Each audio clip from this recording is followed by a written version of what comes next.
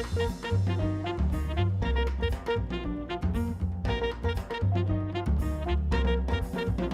the wonderful Louise.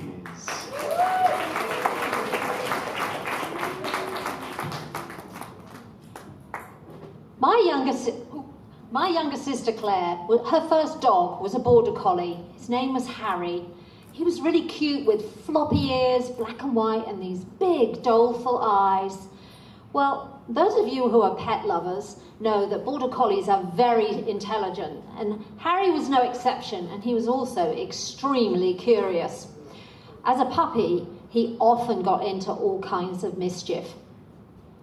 The first day that my sister had to leave him at home by himself and go to work, she set up this little shelter in the corner of the backyard, put out some water, and kind of put it up against the wall near where the log pile was, covered over with a blue tarp. She figured he could run around all day and have fun, and he'd be fine out there. When she got home that night, she walked out of the back door, and the log pile had disappeared. And then she looked around the yard, and Harry had taken it log by log and placed them on every corner and every part of the yard. It took a whole day to clean it up. So then she decided she should put him indoors. So she rigged up a baby gate to stop him getting from the kitchen into the rest of the house. Shouldn't be a problem, she thought, when she went off to work. But that night, when she came home, there was a half-chewed bar of soap that he'd eaten and a whole box of cereal, including the box. That night was a trip to the supermarket to get kiddie locks to put onto the doors. Well, the next day she came home, and he was still in the kitchen, and she went to grab the leash from off the side, where it normally hung on a hook in the kitchen. But it was gone.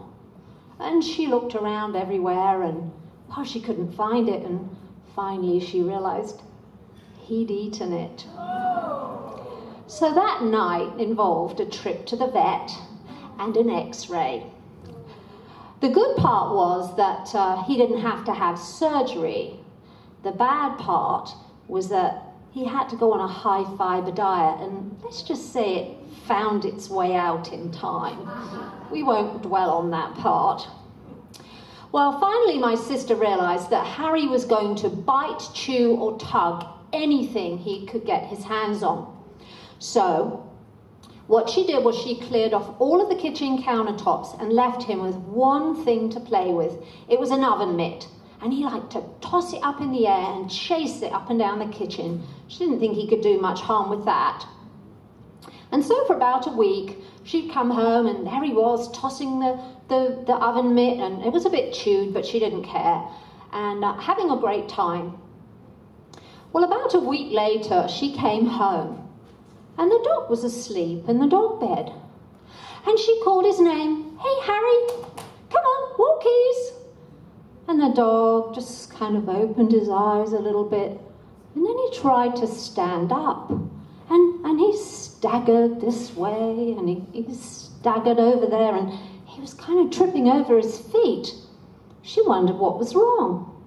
She knelt on the floor, and he came over, staggering from side to side, plopped his head in her lap, and looked up at her with these big, doleful eyes.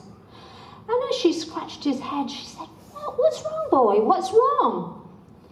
It was about that time that she noticed the broken glass over on the side of the kitchen. Upon investigation, it was a full bottle of port wine. But he licked it up. How he did that without cutting his tongue to shreds, we will never know. But fortunately, he was okay. When he was tossing the oven mitt, he must have hit it on the wine rack on the wall and knocked the bottle onto the ground. So the dog was completely drunk. Well, can you imagine that phone call to the vet?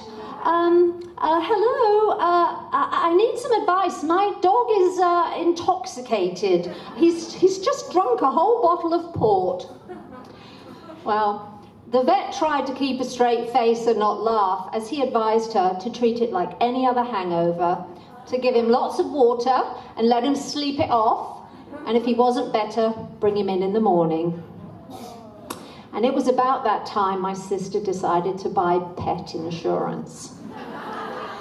It proved to be a very wise investment, because for the rest of Harry's long and happy life, he created mischief and mayhem wherever he went.